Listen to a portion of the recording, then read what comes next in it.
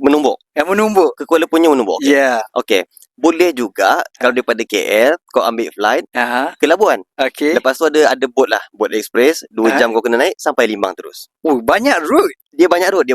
Ataupun kau senang cerita kau landing Brunei lah terus. Faham? Kau landing Brunei lagi cepat sebab lebih kurang 45 minit, 40 minit macam tu lah.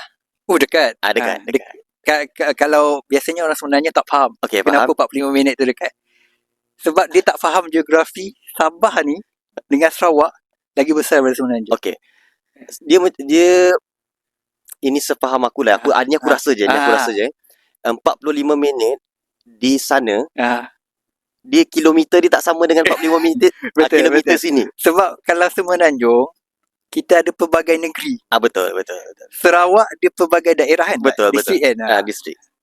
Okey. So daripada Limbang lah. So daripada Limbang tu kau ada pindah ke mana-mana ke? Tak ada. Daripada Limbang